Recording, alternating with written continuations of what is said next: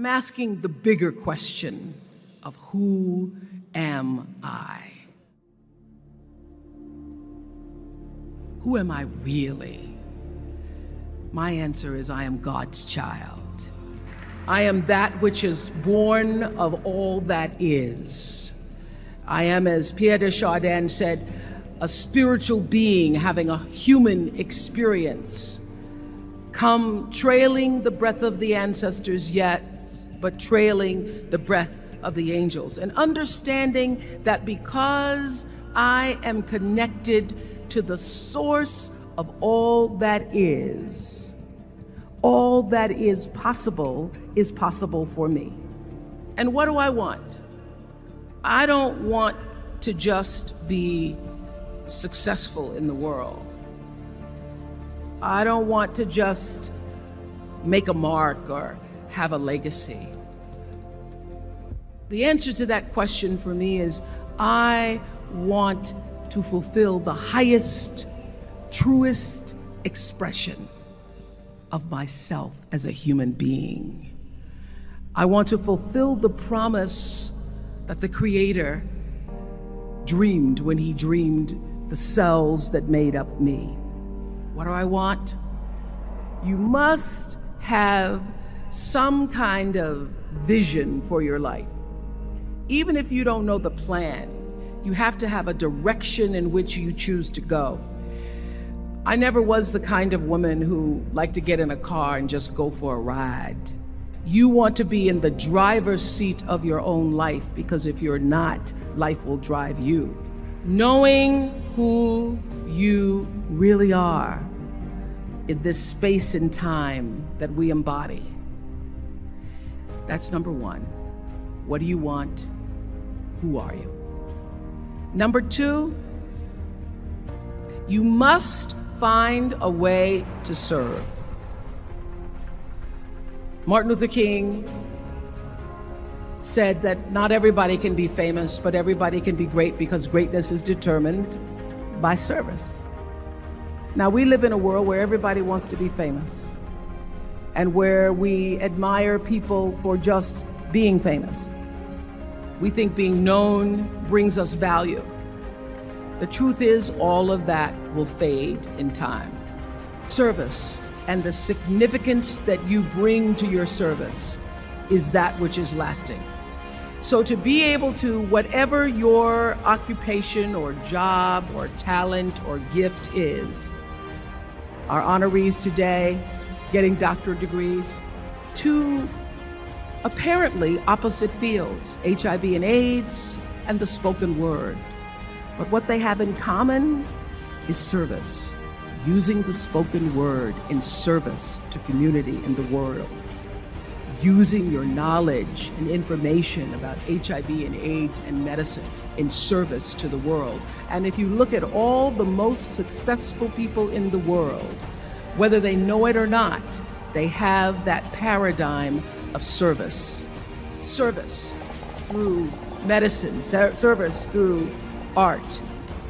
Using whatever it is you produce, your product, as a way of giving back to the world. When you shift the paradigm of whatever it is you choose to do to service, and you bring significance to that, success will, I promise you, follow you. Be excellent. Let excellence be your brand. Everybody talks about building a brand. I never even knew what that was. When people say, you're a brand, I would say, no, I'm just Oprah.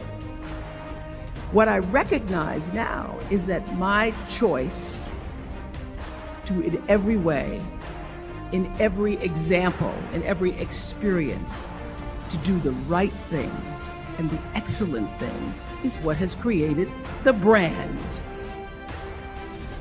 Years ago, I did an ad for Revlon for an ad they were doing called Unforgettable Women.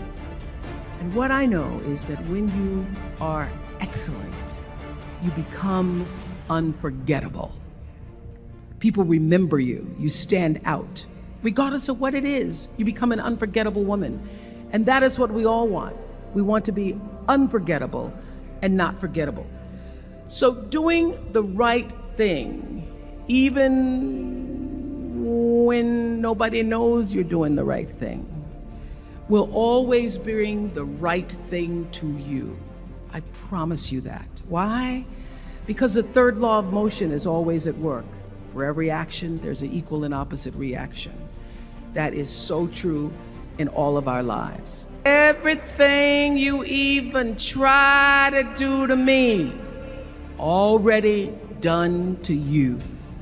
So you don't have to worry about revenge or getting back at somebody, making sure they pay. You just have to do the right thing, and the right thing will follow you even when people don't support it. I remember many times on my show. There are many shows y'all never saw. And the reason you didn't see them is because I got the last vote. The most important thing I have come to know in doing the right thing and making the right choices is understanding what we talked about yesterday. All of you leaving here have the potential for enormous success. There's a price that comes with that. People don't always like you, and they're not always happy for you. And if you surround yourself with people who are not accustomed to your success, they become fearful, they become scared, because you are reflecting back something to them that they don't recognize. People who want the best for you want you to be your best. So my greatest advice to you is to surround yourself with people who are going to fill your cup until your cup runneth over. I'm so full, my cup runneth over.